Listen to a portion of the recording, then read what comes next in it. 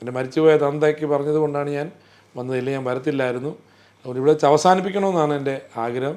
മറിച്ച് എന്നെപ്പറ്റി വീണ്ടും ഇതുപോലെയുള്ള എന്തെങ്കിലും ആരോപണങ്ങളുമായി രേഷ്മ പി തങ്കച്ചൻ വന്നാൽ ഉറപ്പായിട്ട് വീണ്ടും ഞാൻ വരും.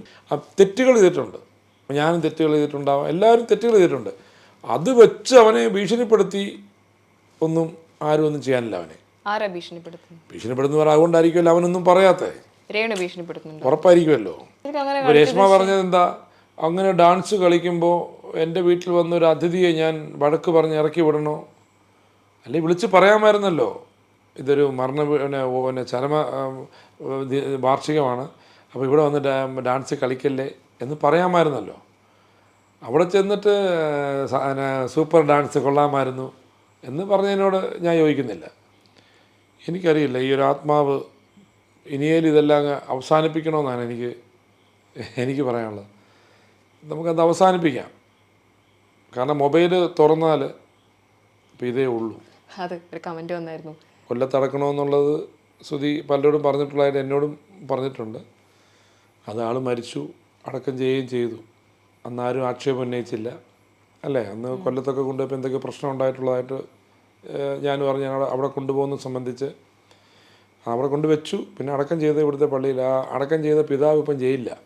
അതെല്ലാം PR വർക്ക് തന്നെയാണ്. കാരണം ഈ രേഷ്മ പി തങ്കച്ചൻ പോകുന്നിടത്തൊക്കെ ഇത് എടുക്കണമെന്നുണ്ടെങ്കിൽ ഇവർ പോകുന്ന വിവരം മുൻകൂട്ടി ഇവരെ അറിയിക്കാതെ ഇവർ പോകുമോ? അപ്പോൾ ഇത് കറക്റ്റായിട്ട് ഇവർ മുൻകൂട്ടി അറിയിക്കും, ഞാൻ ഇന്നടത്ത് വരുന്നുണ്ട്, അവിടെ വരുമ്പോൾ എന്നോട് ഇന്ന ചോദ്യം ചോദിക്കണം, അപ്പോൾ ഞാൻ ഇന്ന മറുപടി പറയും. ഇത് പറഞ്ഞിട്ടിടും. ദൈവാനുഗ്രഹം കൊണ്ട് ഒരുപാട് വർക്കുകൾ കിട്ടട്ടെ, 365 ദിവസവും വർക്കുകൾ കിട്ടട്ടെ എന്നുള്ള പ്രാർത്ഥനയാണ് എൻ്റെ. ഒരിക്കലും ഇത് അല്ലേ, നല്ലൊരു അഭിനേതാവാണ്, നാടകത്തിലെ കൊച്ചിൻ സംഗമത്തിൽ അഭിനയിച്ച ഒരു അഭിനേത്രിയാണ് രേഷ്മ പി തങ്കച്ചൻ. അഭിനയം തുടരട്ടെ. പക്ഷേ ഇത് മൊബൈൽ ഫോൺ തുറന്നു കഴിഞ്ഞാൽ നമുക്ക് അതുമല്ല, രേഷ്മ പി തങ്കച്ചൻ പറയുന്ന ലാംഗ്വേജ് ഒന്നും ഒരു കൊച്ചു കുട്ടികൾക്ക് കേൾക്കാൻ പറ്റാത്ത രീതിയിലുള്ള ലാംഗ്വേജാണ് പറയുന്നത്. എപ്പോഴും ഇങ്ങനെ സോഷ്യൽ മീഡിയയിൽ നിറഞ്ഞു നിൽക്കാൻ വേണ്ടി ഓരോരോ ആരോപണങ്ങളുമായി വരുന്നു. ഇത് ഇപ്പം ഞാനിപ്പം സംസാരിക്കുന്നു, ഇതെടുത്ത് റിയാക്ഷൻ വീഡിയോ ചെയ്യുന്നു. ശരിക്കും എല്ലാവരും ജീവിക്കുന്നുണ്ട് അല്ലേ? ഇവരെ കളിയാക്കി ഒരു വീഡിയോ ഇറങ്ങത്തി രണ്ടുപേര്, മല്ലു, അത് ഞാൻ കാണും കേട്ടോ. സൂപ്പർ, എനിക്ക് ഭയങ്കര ഇഷ്ടമാണ്. രണ്ടുപേരെ എൻ്റെ ബിഗ് സല്യൂട്ട് ഞാൻ കൊടുക്കുകയാണ്. ഞാനത് കാണും. ഭയങ്കര ഒന്നല്ല, ഞാനെടുത്ത് പിന്നെയും കാണും. അവർ കറക്റ്റായിട്ട് അവരെയും എന്തോ ചീത്ത എന്തോ പറയുകയൊക്കെ ചെയ്തു. ആ കരുതലില്ലാതെ വന്നപ്പോൾ ആദ്യ ഭാര്യ പോയി കാണും, രണ്ടാമത്തെ ഭാര്യ ആ കരുതലില്ലാത്തപ്പം പോയി കാണും. അതിൻ്റെ അകത്ത് വേറൊരാൾ ഇതിൻ്റെ ഇടയ്ക്ക് കുഞ്ഞിനെ കുറച്ച് ദിവസം വളർത്തിയിട്ടുണ്ട്, ഈ കുഞ്ഞിനെ. അപ്പോൾ അല്ലേ, അപ്പോൾ കരുതലില്ലാത്തതുകൊണ്ടായിരിക്കും അവർ പോയതെന്നാണ് എൻ്റെ വിശ്വാസം. ശരിക്കും വേദനയുണ്ട്. നമുക്ക് നമ്മുടെ അറിയാവുന്ന ഒരാളാണല്ലോ എന്നുള്ളൊരു വേദനയുണ്ട്. പക്ഷേ എനിക്കുണ്ടാകുന്ന ആ വേദന രേഷ്മ പി തങ്കച്ചൻ ആസ്വദിക്കുകയാണ്. രേഷ്മ പി തങ്കച്ചൻ അത് ആസ്വദിക്കുകയാണ്. അപ്പോൾ എനിക്ക് വേദനിച്ചൊരു കാര്യമുണ്ടോ? പിന്നെ ഒരാൾ ഇപ്പം എനിക്കുണ്ട് സ്റ്റേറ്റ്മെൻറ്റ് അയച്ചു തന്ന പൈസ പല പ്രാവശ്യം അയച്ചു കൊടുത്തേ. ഇവരൊക്കെ പറയുന്നത് എങ്ങനെയെങ്കിലും തിരിച്ചു വാങ്ങിച്ചു തരുമെന്നാണോ? ഇദ്ദേഹം ഇപ്പം എന്നോട് പറഞ്ഞു, ഇപ്പം ഞാൻ എനിക്ക് മേടിച്ചു തരേണ്ട ജോലിയൊന്നും എനിക്കില്ല, നിങ്ങൾ ഈ പണമിടപാടുമായി സംബന്ധിച്ച് പോലീസിന് കേസ് കൊടുത്താൽ പൈസ കിട്ടത്തില്ല, അത് കോടതി കേസ് കൊടുത്താലേ പൈസ കിട്ടത്തുള്ളൂ. ശരി, അങ്ങനെയുള്ള ഒരിതുണ്ട് പോലീസിന്. ഇപ്പം ഞാൻ എൻ്റെ നിന്ന് ഒരാൾ പൈസ മേടിച്ചെന്ന് പറഞ്ഞ് മേടിച്ചു കൊടുക്കാനുള്ള ഇതില്ല. പിന്നെ സ്റ്റേഷനിൽ വെച്ച് വല്ല ധാരണയിലും എല്ലാം അങ്ങോട്ടും ഇങ്ങോട്ടും ചെയ്യാം. അവർ കോടതിയിൽ പോകണം പൈസ കിട്ടുകയാണെങ്കിൽ. എന്നെ വിളിച്ചിട്ട് കാര്യമില്ല, ഞാനത് പറഞ്ഞതേ ഉള്ളൂ അല്ലേ. കിട്ടാനുണ്ടെങ്കിൽ പൈസ വാങ്ങിച്ചിട്ടുണ്ട്, കടമായിട്ട് മേടിച്ചിട്ടുണ്ടെങ്കിൽ അത് തിരിച്ചു കൊടുക്കാൻ രേഷ്മ പി തങ്കച്ചൻ ബാധ്യസ്ഥയാണ്, അത് കൊടുക്കണം. ഇപ്പം നല്ല എല്ലാ ദിവസവും വർക്കാണ്, ഷൂട്ടാണ്. ഇപ്പോൾ കഴിഞ്ഞ ദിവസം തന്നെ പിന്നെ ബലിയിടാൻ പിന്നെ കൊല്ലം ശ്രുതിയുടെ മകൻ പോയി ബലിയിടാൻ. ആ ബലി ഇടാൻ പോയ സമയത്ത് അച്ഛൻ്റെ ഓർമ്മകൾ മുന്നിൽ ബലിയിടാൻ പോയപ്പോഴും Reshma P Thankachan for shooting അല്ല ഷൂട്ടിങ്ങിലായിരുന്നു. അത്രയും തിരക്കുള്ള ഒരാളാണ്. എല്ലാ ദിവസവും വർക്കുണ്ട്. ദൈവാനുഗ്രഹം കൊണ്ട് ഒരുപാട് വർക്കുകൾ കിട്ടട്ടെ, 365 ദിവസവും വർക്കുകൾ കിട്ടട്ടെ എന്നുള്ള പ്രാർത്ഥനയാണ് എൻ്റെ. ഒരിക്കലും ഇത് അല്ലേ, നല്ലൊരു അഭിനേതാവാണ്, നാടകത്തിലെ കൊച്ചിൻ സംഗമത്തിൽ അഭിനയിച്ച ഒരു അഭിനേത്രിയാണ്. തീർച്ചയായിട്ടും മലയാള സിനിമയിലെ സജീവ സാന്നിധ്യമാകട്ടെ എന്ന് പ്രാർത്ഥിക്കുകയാണ് ഞാൻ. അല്ലാതെ എനിക്ക് പൈസ വല്ലതും കൊടുത്ത് സഹായിക്കാൻ പറ്റുമോ? അത് അഭിനയിച്ച് ജീവിക്കട്ടെ അല്ലേ. ഭർത്താവ് മരണപ്പെട്ട ഒരു സ്ത്രീയാണ്, വീട്ടിൽ വെറുതെ ഇരുന്ന് പണ്ട് സതി എന്ന് പറയുന്ന സമ്പ്രദായം ഉണ്ടായിരുന്നു. ഭർത്താവ് മരിച്ചു കഴിഞ്ഞാൽ ഭാര്യ ചിതയിൽ ചാടി മരിക്കുന്ന സതി എന്ന് പറയുന്ന സമ്പ്രദായം. അതൊന്നുമല്ല. ഇന്ന് അവർക്ക് മുഖ്യധാരയിലേക്ക് കടന്നു വരാനുള്ള എല്ലാ പ്ലാറ്റ്ഫോമും ഉണ്ട് ഇല്ലേ? തീർച്ചയായിട്ടും അഭിനയിക്കട്ടെ. അതുപോലെ ഇപ്പൊ കേൾക്കുന്ന ഒന്ന്, ഈ സുധിയുടെ മരണശേഷം ഒരു ഷോർട്ട് ഫിലിം ചെയ്യാമെന്നൊക്കെ പറഞ്ഞിട്ട് രേണു ഒരു വാട്സപ്പ് ഗ്രൂപ്പ് ഉണ്ടാക്കുകയും അതുവഴി പൈസ പിരിച്ചു എന്നൊക്കെ കേൾക്കുന്നത്. ആ വാട്സാപ്പ് ഗ്രൂപ്പിൽ ഞാനും ഉണ്ടായിരുന്നു. അത് വാസ്തവമാണോ? അങ്ങനെ ഉണ്ടായിരുന്നു? അത് അതിൻ്റെ ഒരു പണിപ്പുരയും കാര്യങ്ങളും വാട്സാപ്പ് ഗ്രൂപ്പിൽ അങ്ങോട്ടും ഇങ്ങോട്ടും പൈസ ചോദ്യരും കാര്യങ്ങളൊക്കെ വന്നപ്പോൾ ഞാൻ അതിൻ്റെ അകത്ത് ഇടപെട്ടിട്ട് ഇത് ഡിലീറ്റ് ചെയ്യാൻ പറഞ്ഞു.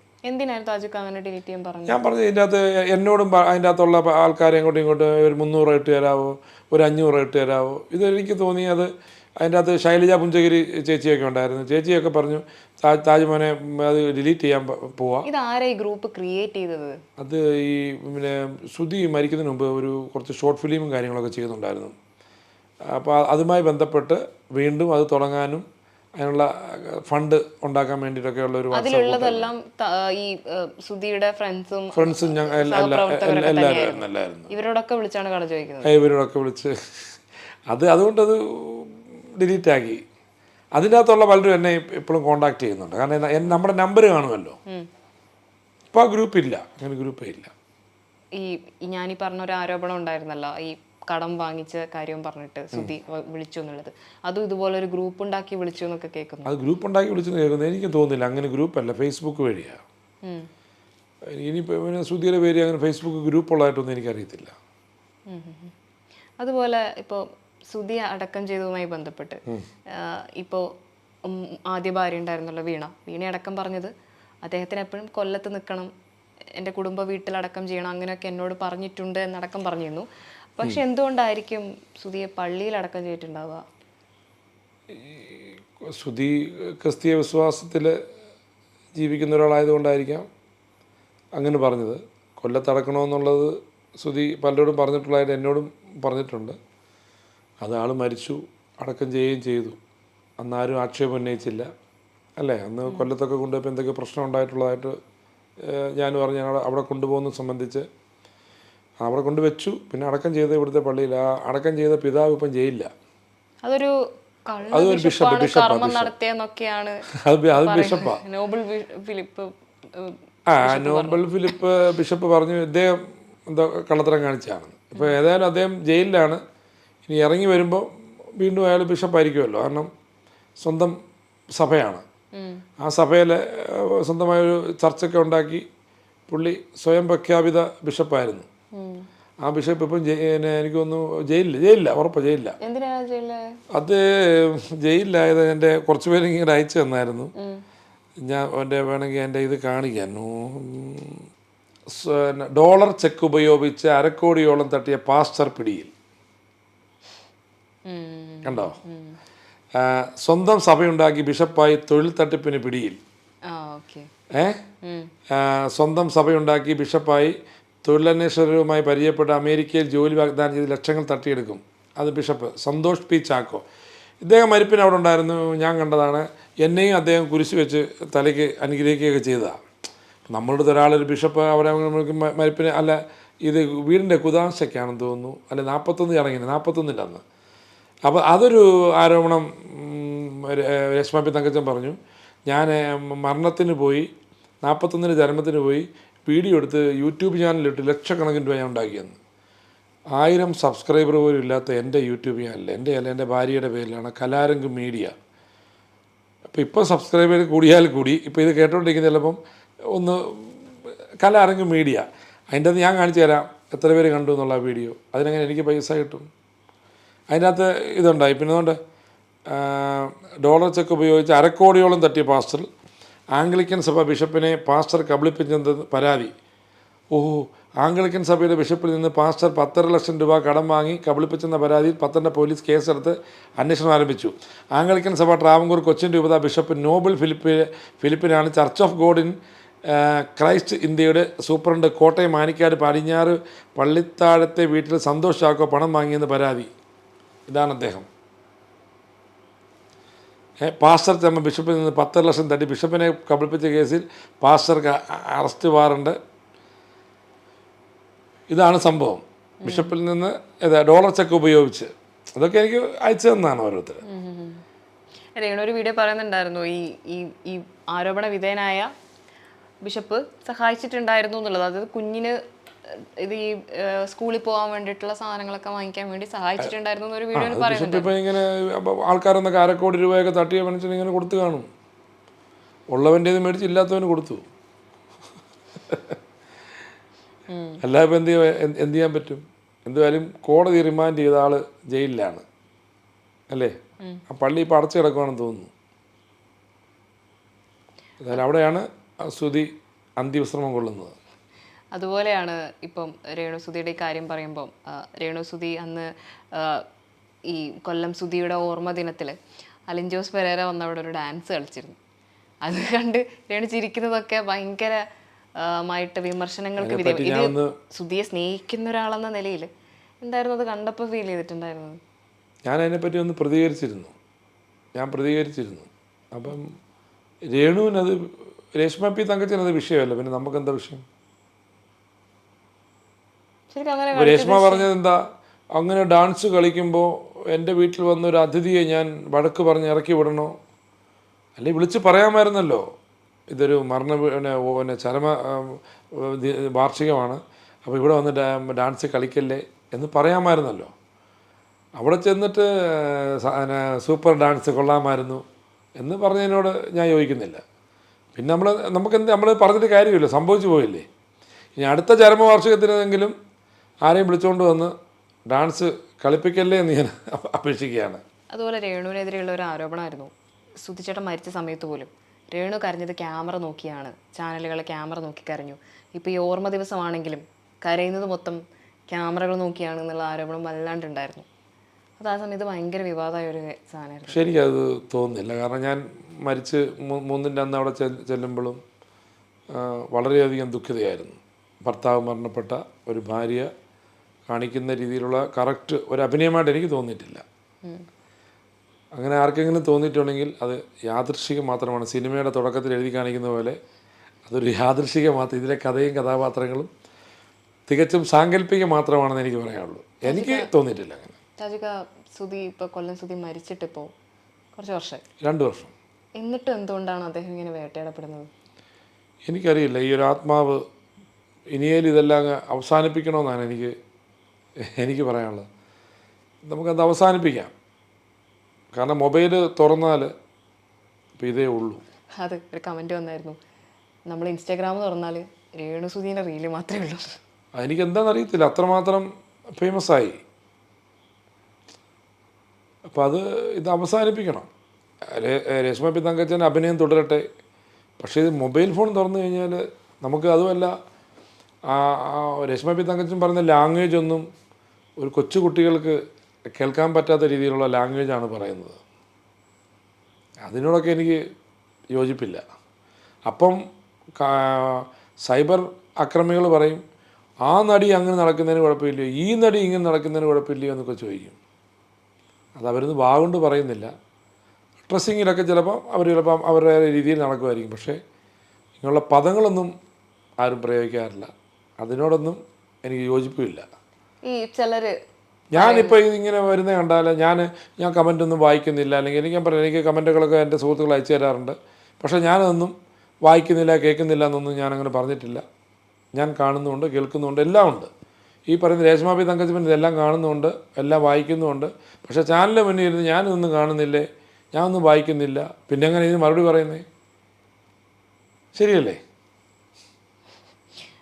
അതുപോലെ വരുന്നൊരു കോമൻസ് ആണ്. ഇപ്പം രേണു ഒരുപാട് ഇപ്പോൾ ഇടയ്ക്കിടയ്ക്ക് അല്ലെ എല്ലാ തവണകളിലുമായി രേണു സോഷ്യൽ മീഡിയയിലുണ്ട്, അല്ലെങ്കിൽ എന്തെങ്കിലും തരത്തിലുള്ള വിവാദങ്ങൾ രേണുവിനെ ചുറ്റിപ്പറ്റി സംഭവിക്കുന്നുണ്ട്. അതായത് രേണു സുധീനെ കുറിച്ച് ആരും ചർച്ച ചെയ്യാണ്ടിരുന്നൊരു സമയത്തായിരുന്നു പെട്ടെന്ന് വീടിനെ കുറിച്ചുള്ള കാര്യം വരുന്നു. അതിനുശേഷം ഇപ്പോൾ പല കാര്യങ്ങൾ, അതായത് ഈ തട്ടിപ്പിൻ്റെ കാര്യമൊക്കെ പറയുമ്പോൾ മറ്റൊരു കാര്യങ്ങളായിട്ട് ഇങ്ങനെ വരികയാണ്. ഇങ്ങനെ ടൈം ലൈനിൽ നിൽക്കാൻ വേണ്ടി രേണു മനഃപൂർവ്വം ശ്രമിക്കുന്നുണ്ട് എന്ന് തോന്നുന്നുണ്ടോ? അതായത് എന്നെക്കുറിച്ച് ആളുകൾ സംസാരിക്കുന്നത് കുറയുന്നു എന്ന് കാണുമ്പോൾ എനിക്കത് തോന്നുന്നുണ്ട്. അങ്ങനെ തോന്നുന്നുണ്ട് എനിക്ക്. എപ്പോഴും ഇങ്ങനെ സോഷ്യൽ മീഡിയയിൽ നിറഞ്ഞു നിൽക്കാൻ വേണ്ടി ഓരോരോ ആരോപണങ്ങളുമായി വരുന്നു. ഇത് ഇപ്പം ഞാനിപ്പം സംസാരിക്കുന്നു, ഇതെടുത്ത് റിയാക്ഷൻ വീഡിയോ ചെയ്യുന്നു.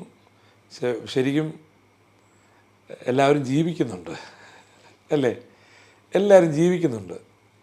പക്ഷെ ഇത് നാളെ ഒരു ഭാവിയിൽ രേണുവിന് തിരിച്ച് അടിയാവാനോ അല്ലെങ്കിൽ രേണുവിനെ മറ്റേതെങ്കിലും തരത്തിൽ ബാധിക്കാനും സാധ്യതയില്ല, ഇത്രയും വിവാദങ്ങൾ ഉണ്ടാവുക എന്ന് പറയുമ്പോൾ. കാരണം പല നെഗറ്റീവ് കമൻറ്റുകളും രേണുവിനെതിരെ ശക്തമായി വരികയും ചെയ്യുന്ന ഒരു സാഹചര്യത്തിൽ ഒരു കലാകാരൻ എന്ന നിലയിൽ എന്താ തോന്നുന്നത്? അവരുടെ ഭാവി അത് വല്ലാതെ ബാധിക്കാൻ സാധ്യതയില്ല? അല്ല, അവരുടെ ഒരു കഴിഞ്ഞ ദിവസം അവർ രശ്മി തങ്കച്ചൻ്റെ ഒരു പാട്ട് കേട്ടിരുന്നു, സൂപ്പറായിരുന്നു. ഞാനും എൻ്റെ അടിയിൽ കമൻറ്റ് ചെയ്തു. നല്ലപോലെ പാടി. ആലപ്പുഴയെ പറ്റിയുള്ളൊരു പാട്ടാന്ന് തോന്നുന്നു. നല്ല ഇതായിരുന്നു. അത് പാടാനും കഴിവുണ്ട്. നമ്മൾ ഓരോരുത്തരുടെ കഴിവിനെ നമ്മൾ അംഗീകരിച്ചേ പറ്റത്തുള്ളൂ. ആരും എന്നെ അംഗീകരിച്ചില്ലെങ്കിലും അവഹേളിക്കരുതെന്ന് പറയുന്നുണ്ട്. പിന്നെ എപ്പോഴും നമ്മളൊരു കാര്യമാണ്, താണിടത്തെ നീരോടൂ അവിടെ ദൈവം തുണയാകൂ. എല്ലാം താഴെ വന്നേ ഉള്ളൂ സമ്മാനം. അത് ഞാനാണെങ്കിലും ആരാണെങ്കിലും താഴെ വന്നേ സമ്മാനമുള്ളൂ അല്ലേ? താഴെ വന്നേ സമ്മാനമുള്ളൂ. ഇപ്പം മലയാള സിനിമയുടെ സംഘടന, അമ്മ എന്ന സംഘടന ഉണ്ടാക്കിയ TP മാധവൻ ചേട്ടൻ മരണപ്പെട്ടത് എവിടെ വെച്ചാൽ പരിചയപ്പെട്ടെ? മരണപ്പെട്ടത് എവിടെ വെച്ചാൽ? പത്തനാപുരം ഗാന്ധി ഭവനിൽ വെച്ചാൽ മരണപ്പെട്ടത്. അമ്മ എന്ന സംഘടന ഉണ്ടാക്കിയ ഒരാൾ അല്ലേ? അപ്പോൾ അതൊന്നും ഒരിക്കലും നമുക്ക് പറയാൻ പറ്റത്തില്ല. നാളെ എൻ്റെ ഭാവി എങ്ങനാവും, അടുത്ത ദിവസം എൻ്റെ സാഹചര്യം എങ്ങനാവും. ഇന്ന് കാണുന്ന ആളിനെ നാളെ കാണാൻ പറ്റുന്നില്ല.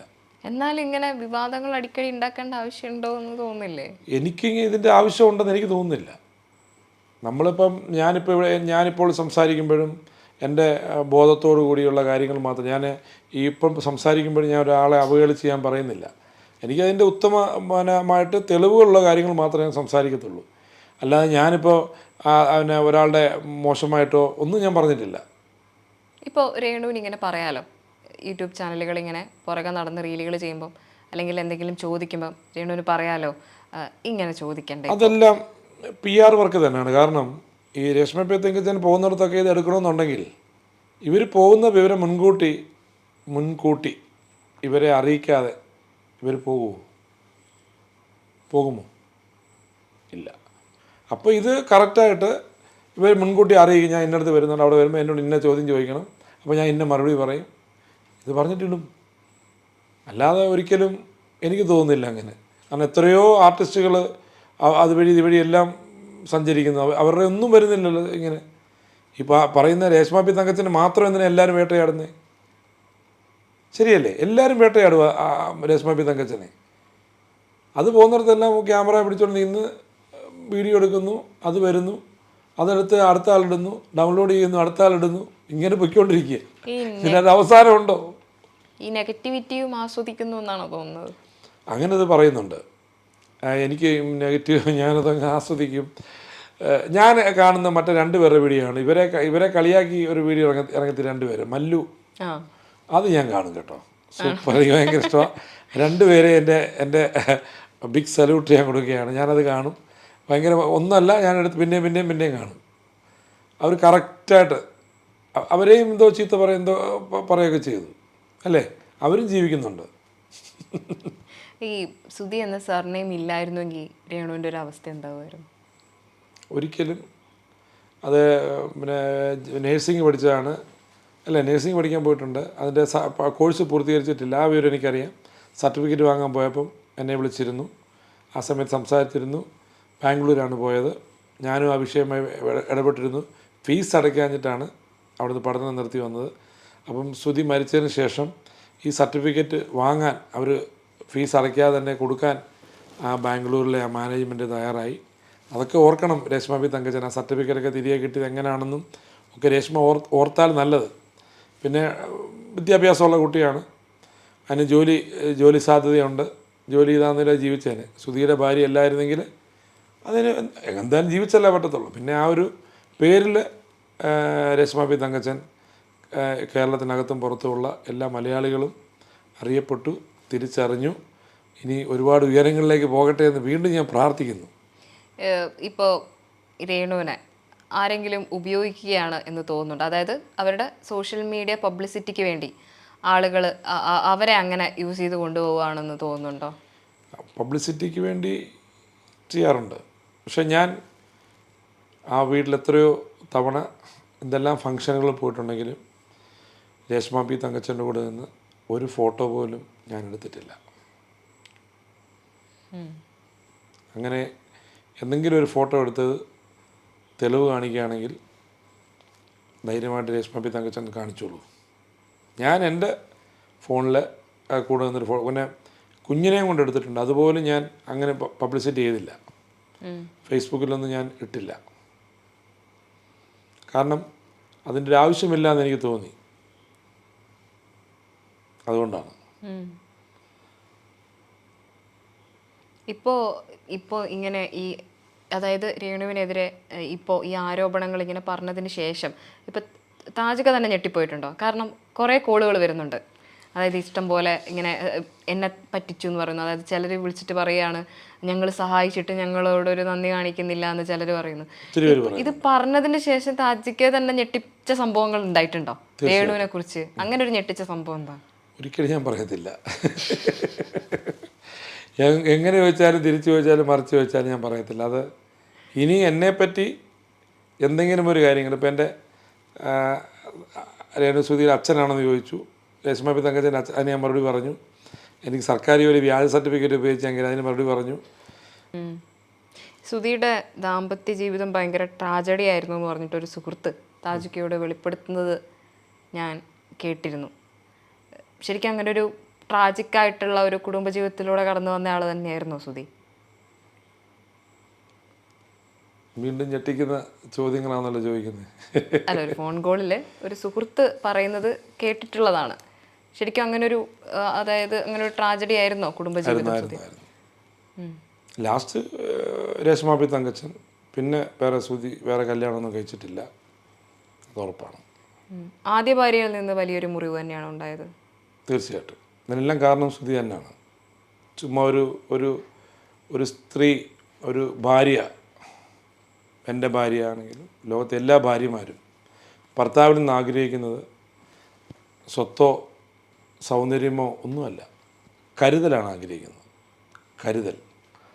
ആ കരുതലില്ലാതെ വന്നപ്പോൾ ആദ്യ ഭാര്യ പോയി കാണും. രണ്ടാമത്തെ ഭാര്യ ആ കരുതലില്ലാത്തപ്പം പോയി കാണും. അതിൻ്റെ അകത്ത് വേറൊരാൾ ഇതിൻ്റെ ഇടയ്ക്ക് കുഞ്ഞിനെ കുറച്ച് ദിവസം വളർത്തിയിട്ടുണ്ട്, ഈ കുഞ്ഞിനെ. അപ്പോൾ അല്ലേ, അപ്പോൾ കരുതലില്ലാത്തതുകൊണ്ടായിരിക്കും അവർ പോയതെന്നാണ് എൻ്റെ വിശ്വാസം. പലരെയും വേദനിപ്പിച്ചൊരു കാര്യം ആ ഫോൺ കോളിൽ ചേട്ടൻ ആ സുഹൃത്തിനെ വിളിച്ചാൽ ഫോൺ കോളിൽ പറയുന്നുണ്ട്. അതായത് ആദ്യ ഭാര്യ വേറൊരാളുടെ കൂടെ പോവുകയാണ്, പോയ ശേഷം പോലീസ് സ്റ്റേഷനിൽ വിളിപ്പിക്കുന്നു.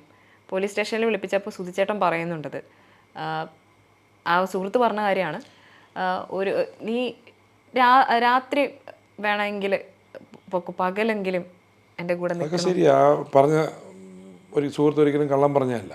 എന്തായിരുന്നു അത്? അതെന്തായിരുന്നു സംഭവം? എനിക്ക് അന്നത്തെ സംഭവങ്ങളൊക്കെ കുറച്ചൊക്കെ അറിയാമായിരുന്നു, പിന്നെ ഞാൻ പറഞ്ഞതേ ഉള്ളൂ. ഇല്ല, സുഹൃത്ത് എന്താണ് താജിക്കയോട് പറഞ്ഞത്? ഈ സംഭവങ്ങളൊക്കെ പറഞ്ഞുള്ളൂ. എല്ലാവരും കേട്ട് കഴിഞ്ഞ കാര്യങ്ങളാണല്ലോ, നമ്മളത് ഇനി പറഞ്ഞിട്ട് എന്ത് കാര്യം? കറക്റ്റ് കാര്യങ്ങളാണ് പുള്ളി പറഞ്ഞത്. അതിൻ്റെ അകത്ത് ഒരു പോലീസ് സ്റ്റേഷനിൽ ഇങ്ങനെ ഒരു സംഭവം നടന്നു, ഉറപ്പായിട്ട് നടന്നിട്ടുണ്ടല്ലോ. സുധിച്ചേട്ടൻ ശരിക്കും പറഞ്ഞിട്ടുണ്ട്? സുധി പറഞ്ഞില്ലല്ലോ. ഇപ്പം ഈ ശ്രീകാന്ത് വെളിപ്പെടുത്തിയല്ലോ. അല്ല, ഈ സുധിച്ചേട്ടൻ അങ്ങനെ ഉറപ്പായിട്ട് പറയാതെ ശ്രീകാന്ത് പറയത്തില്ല. ശ്രീകാന്തിന് എത്ര വർഷമായിട്ട് എനിക്കറിയാവുന്ന ആളാണ്. ഒരിക്കലും അങ്ങനെ പറയത്തില്ല, ഇല്ലാത്ത കാര്യം പറയത്തില്ല. പിടിച്ചു നിർത്താൻ അത്രയും സുധിച്ചേട്ടൻ ശ്രമിച്ചിരുന്നു. തീർച്ചയായിട്ടും ഒത്തിരി ശ്രമിച്ചിരുന്നു, പക്ഷെ അവർ പോയി. പിന്നീട് സൂയിസൈഡ്. അത് ആ സമയത്ത് സുധി മരിച്ചിട്ടും സുധിയുടെ രണ്ടാമത്തെ ഭാര്യ വീണ കാണാൻ പോയിരുന്നു.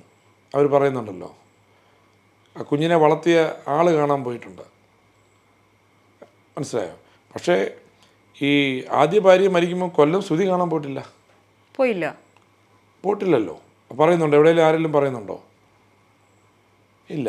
പക്ഷെ അതിനുശേഷം ഈ വീണ തന്നെ പറയുന്നത് ആദ്യ ഭാര്യ വന്നിട്ടുണ്ടായിരുന്നു, ഇവർ തമ്മിൽ കോണ്ടാക്ട് ഉണ്ടായിരുന്നു. ഒരു തവണ ചോദിച്ചപ്പോൾ ഞങ്ങൾ ഇപ്പോഴും നല്ല ഫ്രണ്ട്സ് ആണെന്നാണ് പറഞ്ഞതെന്നാണ്. അപ്പം കൊല്ലസുധി പോയിട്ടുണ്ടാവില്ലേ കാണാൻ? എനിക്കറിയില്ല, പോയി കാണും. അതിനെപ്പറ്റി ആരും പറഞ്ഞിട്ടില്ല. ഇപ്പൊ ഞാൻ മരിച്ച ശേഷം എപ്പോഴെങ്കിലും അതിനെക്കുറിച്ച് ഒന്നും പറഞ്ഞിട്ടില്ല. ഒന്നും പറഞ്ഞിട്ടില്ല. ആ മരണ വാർത്തയെ കുറിച്ച് ഒന്നും പറഞ്ഞിട്ടില്ല. അല്ല, ഈ ആരോപണം പറയുന്നവരെന്തായാലും അസൂയ കൊണ്ട് പറയുന്നതായിരിക്കുമല്ലോ. അസൂയ കൊണ്ട് തന്നെ പറയുന്നതായിരിക്കും. ആരോപണങ്ങളോ? അല്ല, ആരോപണങ്ങളല്ല, അല്ലാതെ അന്ന് ആ സമയത്ത്.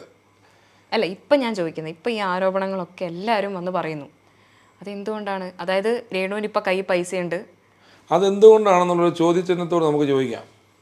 അപ്പോൾ കാണികൾ അല്ലെ പിന്നെ വിവേഴ്സ് പറയട്ടെ എന്തുകൊണ്ടെന്ന്. നമുക്ക് വിവേഴ്സിനോട് തന്നെ ആ ചോദ്യം എടുത്തിടാം, അവർ പറയട്ടെ എന്തുകൊണ്ടെന്ന്. ഈ മോശം കമൻ്റൊക്കെ അടിച്ചുകൊണ്ടിരിക്കുന്നതല്ലേ എല്ലാവരും. നല്ല കമൻ്റ് അടിക്കുന്ന ആൾക്കാരുണ്ട്, മോശം കമൻ്റ് അടിക്കുന്ന ആൾക്കാരുണ്ട്, റിയാക്ഷൻ വീഡിയോ ചെയ്യുന്നതിൻ്റെ അടിയിൽ തെറി പറയുന്ന ആൾക്കാരുണ്ട്, എല്ലാവരും ഉണ്ട്. അവർ ഈ കണ്ടുകൊണ്ടിരിക്കുന്ന ആൾക്കാർ, ഓഡിയൻസ് ഇതിൻ്റെ മറുപടി അവർ കമൻ്റായിട്ട് രേഖപ്പെടുത്തിട്ട് അതല്ലേ നല്ലത്. ഞാനത് പറഞ്ഞിട്ട് വിവാദം ഉണ്ടാകേണ്ട ആവശ്യമുണ്ടോ? എന്നാലും ഇപ്പോൾ താജുക്ക പറയുന്നത് താജുക്കയുടെ കയ്യിലുള്ള തെളിവുകളൊക്കെ അടിസ്ഥാനത്തിലാണ്. എങ്കിൽ പോലും അറിയാവുന്നൊരു പെൺകുട്ടി കൂടിയാണ്.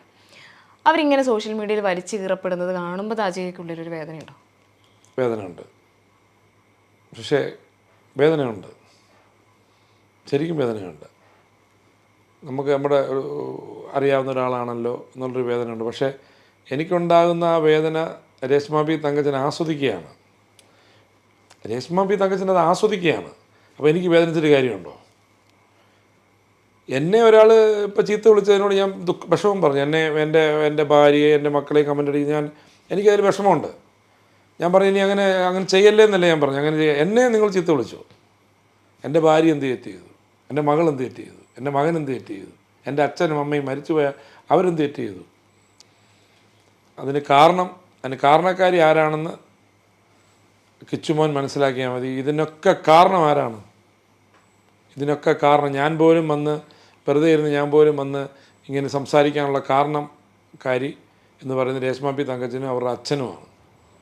ഇല്ലെങ്കിൽ ഞാൻ ഒരിക്കലും സോഷ്യൽ മീഡിയ വരാൻ ആഗ്രഹിച്ച ഒരാളോ അല്ലെങ്കിൽ ഫേമസ് ആകാൻ വേണ്ടി ഒന്നുമല്ല, ഒരിക്കലുമല്ല. എന്നെ പറഞ്ഞതുകൊണ്ട് ഞാൻ വന്നു. അതിന് പറയാനൊരു മീഡിയ നമുക്ക് വേണം തീർച്ചയായിട്ടും. അല്ലാതെ എനിക്ക് ഫേമസ് ആകാനോ ഒന്നുമല്ല. ഞാൻ ഇതിൽ നിന്ന് എനിക്കൊന്നും വരുമാനം കിട്ടത്തില്ല, ഒന്നുമില്ല. പിന്നെ ഞാനെന്തിന്?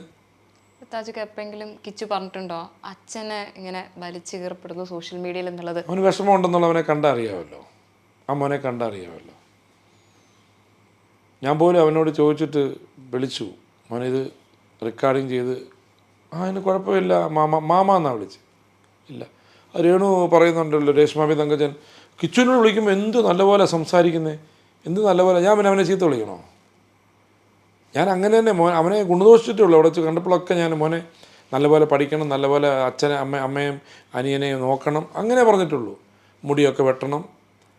ഇപ്പോഴും അതിൻ്റെ അടിയിലൊക്കെ ആൾക്കാർ കമൻ്റ് അല്ലോ കിച്ചുമോൻ്റെ മുടി വെട്ടണം. എനിക്ക് ആ മോനോട് സ്നേഹമേ ഉള്ളൂ. കാരണം എനിക്കൊരു വയ്യാത്ത മകനുള്ളതാണ്. ഞാൻ എൻ്റെ മകനെ പോലെ അവനെ കാണുന്നതാണ്. അപ്പോൾ തീർച്ചയായിട്ടും എനിക്ക് തെറ്റുകൾ ചെയ്തിട്ടുണ്ട്. ഞാനും തെറ്റുകൾ ചെയ്തിട്ടുണ്ടാവാം, എല്ലാവരും തെറ്റുകൾ ചെയ്തിട്ടുണ്ട്. അത് വെച്ച് അവനെ ഭീഷണിപ്പെടുത്തി ആരും ഒന്നും ചെയ്യാനില്ല. അവനെ ആരാ ഭീഷണിപ്പെടുത്തുന്നത്? അതുകൊണ്ടായിരിക്കുമല്ലോ അവനൊന്നും പറയാത്തേ. രേണു ഭീഷണിപ്പെടുത്തുന്നുണ്ട്, ഉറപ്പായിരിക്കുമല്ലോ. ഇവൻ ചിലപ്പോൾ ചെറിയ തെറ്റുകൾ ചെയ്യാത്തവരാരുണ്ട് ഈ ലോകത്തിൽ? ആ തെറ്റുകൾ സോഷ്യൽ മീഡിയയിൽ വന്ന് പറയുമല്ലോ. ഞെട്ടിക്കുന്ന വെളിപ്പെടുത്തുകൾ ഉടൻ തന്നെ വരുമല്ലോ. കിച്ചു എന്തെങ്കിലും പറഞ്ഞ അത് പറയുമല്ലോ, വരുമല്ലോ.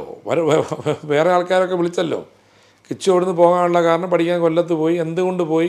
ആരെങ്കിലും രേഷ്മ ബി തങ്കച്ചൻ എന്തെങ്കിലും വിളിച്ച് പറഞ്ഞിട്ടുണ്ടോ കിച്ചുവിനെ പറ്റി? ഇതൊക്കെ നമുക്ക് കാണാമല്ലോ. ഇനി മനസ്സ് വേദനിച്ചാണ് കിച്ചു കൊല്ലത്ത് പോയതെന്ന് ഉറപ്പാണോ? പഠിക്കാൻ വേണ്ടി പോയതാ. അവൻ്റെ വീടല്ലേ, അവൻ തിരിച്ചു വന്നല്ലേ പറ്റത്തുള്ളൂ. അവൻ്റെ വീടല്ലേ, അവൻ്റെ അനിയൻ്റെ വീടല്ലേ, അവനവിടെ വരണം. അവന് പഠിച്ച് നല്ല ഉയരങ്ങളിലെത്തണം, വിവാഹം കഴിക്കണം, ഒക്കെ അവൻ ജീവിക്കണം.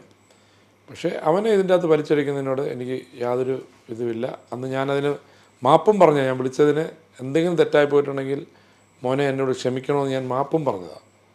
അതും സോഷ്യൽ മീഡിയയിൽ തന്നെ ഞാൻ പറഞ്ഞതാണ്. ഞാനൊന്ന് വിളിച്ചു പോയി. അത് കഴിഞ്ഞ് എത്രയോ പ്രാവശ്യം ഞാൻ വിളിച്ചു, എന്നോട് സംസാരിച്ചു.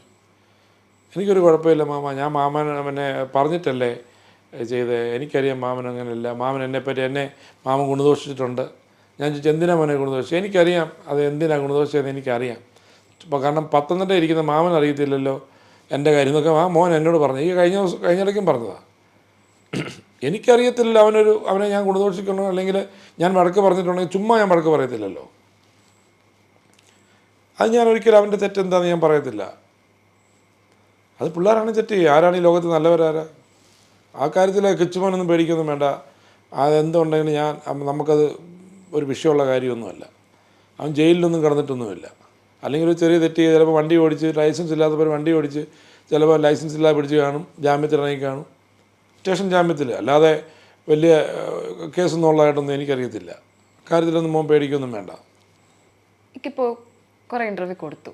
അതിനുശേഷം ഇപ്പം ചിലരെങ്കിലും ചോദിക്കുന്നുണ്ടാവും, എന്തിനാണ് ഇതിലൊക്കെ ഇടപെടുന്നത്, ഇനി ഈ കാര്യം പറയാണ്ടിരുന്ന ഇവിടെ നിങ്ങൾ കുറേ ഇൻ്റർവ്യൂ കൊടുത്തില്ലേ എന്നൊക്കെ ചോദിക്കുന്നുണ്ടാവില്ലേ ആൾക്കാർ?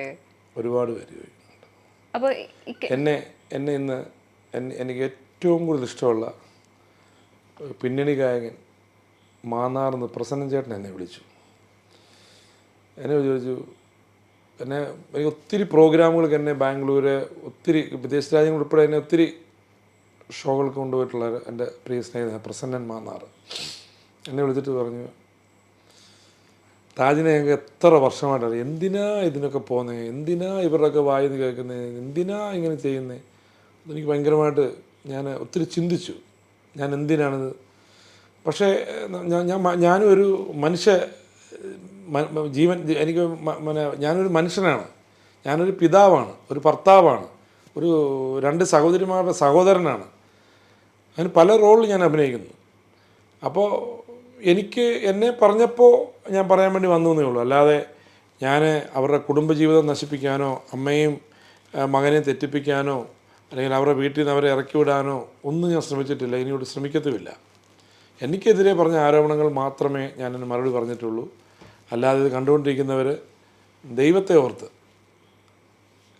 ഈ പറയുന്ന ഈ ഒരു വിഷയം ഇവിടെ അവസാനിപ്പിക്കണമെന്നാണ് എൻ്റെ എളിയായ താഴ്മയായ അപേക്ഷയാണ്. ഞാൻ ഈ വിഷയവുമായി ബന്ധപ്പെട്ട് ഇനി ഒരു മീഡിയയുടെ മുന്നിലും വരില്ലെന്ന് ഞാൻ കഴിഞ്ഞ ദിവസം പറഞ്ഞിരുന്നു. വീണ്ടും എൻ്റെ തന്തയ്ക്ക് പറഞ്ഞുകൊണ്ടാണ് ഞാൻ വന്നത്. എൻ്റെ മരിച്ചുപോയ തന്തയ്ക്ക് പറഞ്ഞത് കൊണ്ടാണ് ഞാൻ വന്നത്. ഇല്ല, ഞാൻ വരത്തില്ലായിരുന്നു. അതുകൊണ്ട് ഇവിടെ വെച്ച് അവസാനിപ്പിക്കണമെന്നാണ് എൻ്റെ ആഗ്രഹം. മറിച്ച് എന്നെപ്പറ്റി വീണ്ടും ഇതുപോലെയുള്ള എന്തെങ്കിലും ആരോപണങ്ങളുമായി രേഷ്മ പി തങ്കച്ചൻ വന്നാൽ ഉറപ്പായിട്ട് വീണ്ടും ഞാൻ വരും, അതിന് മറുപടി നൽകാൻ ഞാൻ ബാധ്യസ്ഥനാണ്. അതുകൊണ്ടാണ് ഞാൻ വന്നത്. അപ്പോൾ ഇത് കണ്ടുകൊണ്ടിരിക്കുന്ന പ്രിയപ്പെട്ട എൻ്റെ പ്രേക്ഷകർ, കണ്ടുകൊണ്ടിരിക്കുന്ന നെഗറ്റീവ് കമൻ്റ് ഇടുന്നവരും നല്ല കമൻ്റ് ഇടുന്നവരും എന്നെ വിളിച്ചവരും ഗുണദോഷിച്ചവരും എല്ലാവരും എനിക്ക് പറയാനുള്ളത്, ഈ ഒരു വിഷയം ഇവിടെ അവസാനിപ്പിക്കണമെന്നാണ് എൻ്റെ അഭ്യർത്ഥനയാണ്, എൻ്റെ അപേക്ഷയാണ്. കൈകൂപ്പി പറയുകയാണ്, നമുക്ക് ഈ വിഷയം ഇവിടെ അവസാനിപ്പിക്കാം.